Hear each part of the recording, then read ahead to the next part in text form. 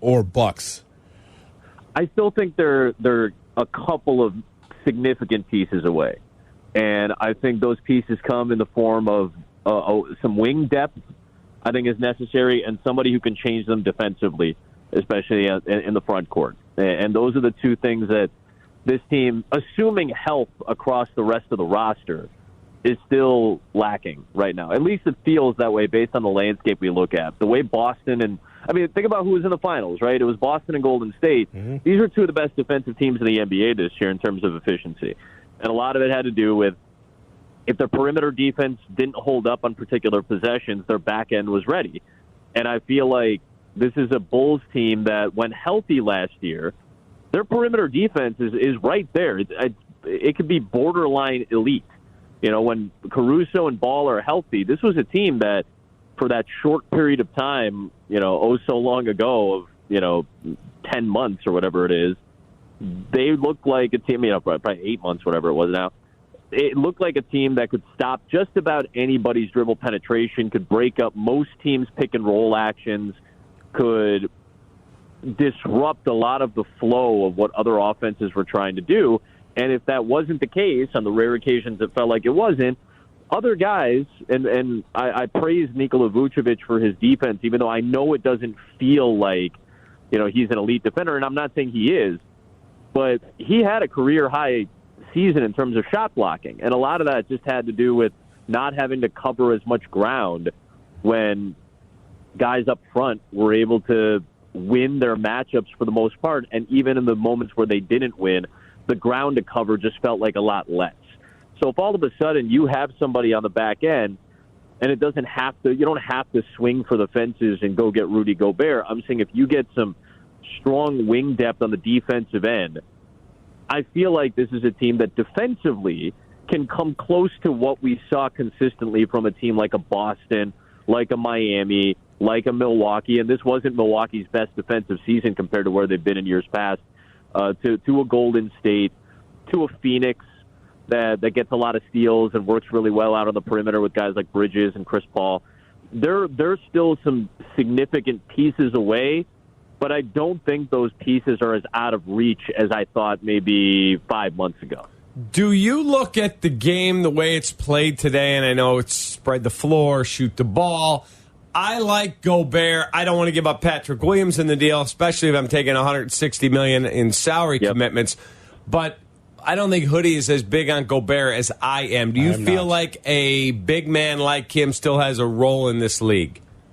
It's hard because of what you talked about, Cap. It's the money that he commands, and rightfully so. This guy has been a defensive player of the year multiple times. He's in the top 5 in defensive win shares every single year.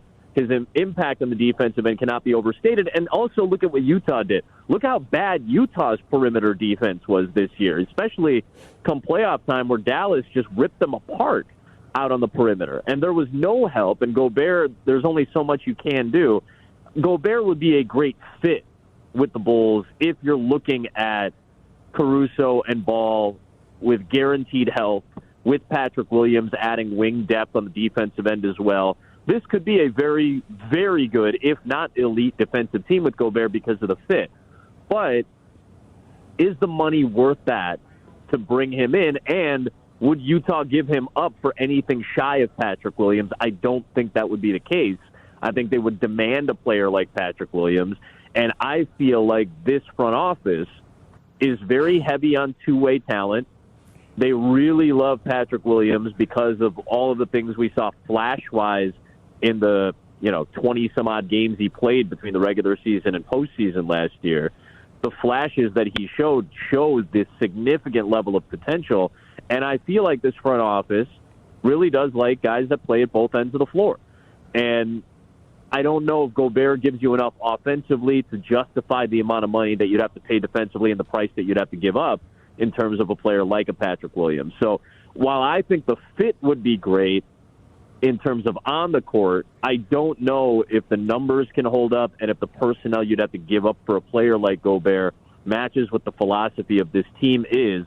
And, to defend Hoodie here, too, I don't think you need to go get a Gobert to have a strong defensive team if you draft well and if your draft pick plays out well and if you can go out and in free agency or through a trade or a package of a pick or of a package of a player like, let's say, a Kobe White, you can go get a 3-and-D guy or get a capable backup center that plays strong, a much better defensive end and has more of a focus on that side of the floor than anything else. So, Adam, we've heard so many good things about Patrick Williams for someone that has not played a full season. You mentioned for the 20-plus games we saw, especially, the Minnesota game was against backups for Minnesota, but what I did like his aggressiveness offensively. So, from what you've heard, is there a comp for what Patrick Williams could be? Because I've been telling Cap, if he's Wiggins now, Andrew Wiggins, or if he maxes out to be Jimmy Butler, blossoms into a terrific two-way player, man, that's a real find right there. I think the ceiling, the very, very highest ceiling for Patrick Williams is Kawhi Leonard. Mm-hmm. That's a long ways away. We're not close to that yet, and I think the problem sometimes that we have with comparison arguments is we expect, like, let's say I'm saying, his ceiling is Kawhi Leonard. We expect that to come within the next 2 years. Kawhi took a long time to get to that point. It took 3 or 4 seasons to get to the point where he was making solid contributions come finals time, and that was with the tutelage of guys like Tim Duncan and Tony Parker and Manu Ginobili and Greg Popovich and the system that was created around him to get him to thrive, and it still took 3 or 4 seasons for that to happen.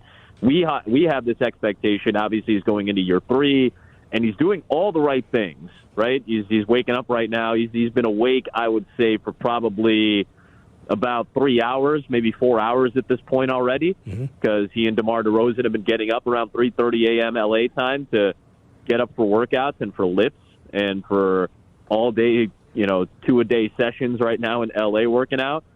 So he's doing all the right things, but our expectation is, well, he's got to be that right now.